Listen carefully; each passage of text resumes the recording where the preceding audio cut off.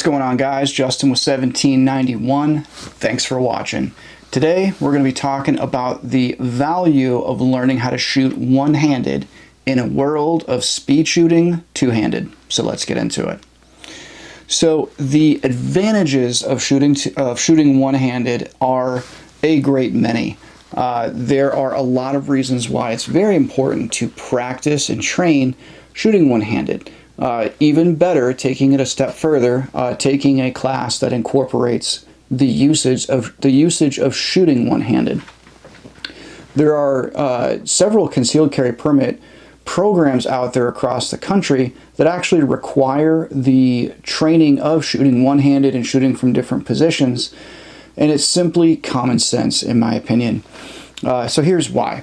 So reason number one is you may be in a position where your left arm is just otherwise previously occupied. What I mean by that is you might need to grab a loved one and put them behind you while you're simultaneously getting out your concealed carry pistol, aiming, and maybe even firing, because your loved one may not have the training and wherewithal to follow audible directed commands, just because they're not trained and ready for this type of environment. No strike against them. I'm sure your loved one is better than you at certain things. So, and if you're going to be honest with yourself, you can admit that. So you might literally need to grab a loved one, pull them behind you, use yourself as human cover while you draw your pistol out and finish the fight. So that's reason number one. Reason number two, one of your limbs may become injured in the course of that fight. For instance, like it may become injured, and a lot of people, when they simulate an injury in training, they bring their arm up like this. They come over, draw their pistol out, aim and fire, whatever. But in all reality, if your arm is literally shot, it's probably just going to be hanging there. But suffice it to say, your other hand that you would otherwise normally use to draw and shoot and to deal with that situation, it may be injured. That also comes with it the importance of learning how to reload and or clear malfunctions one-handed only, because your other hand that you would otherwise use to do a reload, pull out your spare source of ammunition, that might be damaged and unusable as well. For instance, another thing that might happen is your primary shooting hand may become injured, which brings up the point of you had better be able to draw and shoot offhand, or with your opposite hand, your non-fighting hand, which also brings with it the consideration of concealed carry location. There's a video we did a while back that was pretty popular. It's called Backup Concepts, and in that video I talk about an experimental concealed carry technique I've been working on for a while called 38 offset. In 38 offset, I carry my Glock on my hip inside the waistband, and then I carry a 38 at the appendix position up front. Now there's a lot of advantages there. I'm not going to reiterate all of those. If you'd like to look at the full video, I'll link it in the description below. It's a great video to learn how to think outside the box when it comes to concealed carry and the application of all these different techniques. But yeah, suffice it to say, your primary shooting arm may become injured and you need to draw and shoot with your left hand. And if you carry on the right hip, it's quite a stretch to reach over and grab that pistol. And then you have to like rejigger the orientation of the pistol grip to suit your left hand dominant shooting position. And it just turns into a bit of a nightmare. Something else that might be going on that would drive you to need to be able to shoot one-handed is you might be needing to utilize some sort of lighting technique with your concealed carry flashlight. For instance, the neck index, you have the classic Harry's method, you have like the surefire syringe method. This kind of feels like two-handed, but it's really not. Really the main reason to do like the surefire syringe method is it really kind of places the flashlight alongside the muzzle, and it really helps you make sure that your light beam gets to where your aiming reticle is pointed at.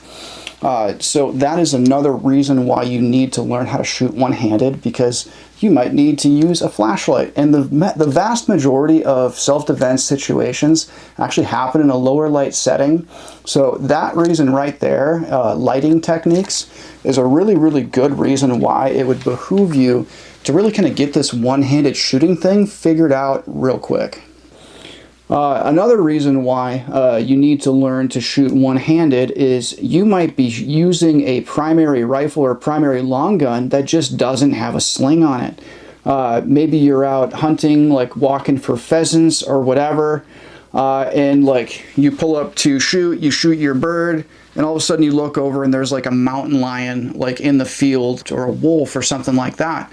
So again, it's not like it's not a good idea to drop your long gun, but you may just need to like hold that long gun with your left hand and then step out with your concealed carry pistol and draw and shoot one-handed.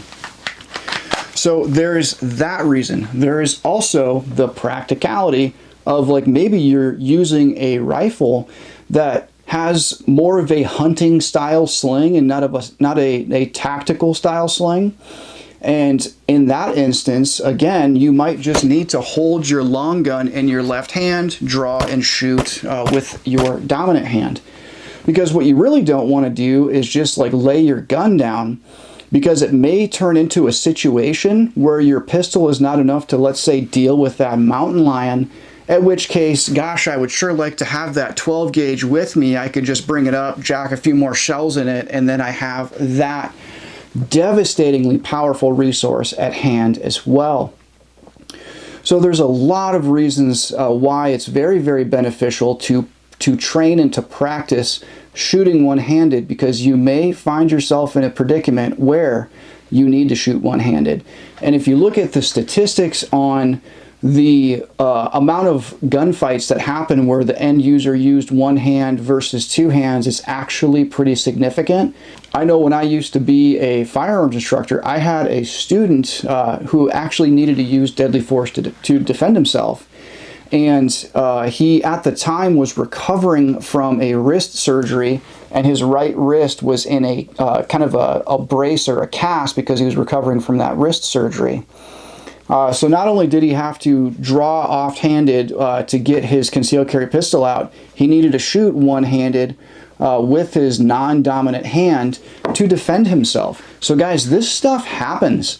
And if you take yourself seriously as a protector and a force for good, you need to be savvy in a great many more things versus just standing on a square range and drawing and firing a bill drill or whatever, or a failure drill, a Mozambique, all the fun things to do on a shot timer. I'm not completely dismissing those things, but guys, you've got to make yourself more well-rounded to be able to survive the worst day of your life. So the way that you shoot one-handed is actually quite simple. What I'd like you to do is go ahead and just make an index finger or pointer finger and just point directly at the screen real quick. And then take a particular attention to your body mechanics. You'll notice that when you point, you don't point straight up and down. You point at more of a natural angle, just like that, right? What that is your body's shoulder and elbow mechanics coming out into a full extension and locking. So that's what you want to do, is you're not shooting gangster style like this, but you're just going to point with your index finger, and you'll notice that the gun is going to be a little bit at an angle. That's just because you don't have your support hand driving into it with opposing pressure and creating that counteracting pressure.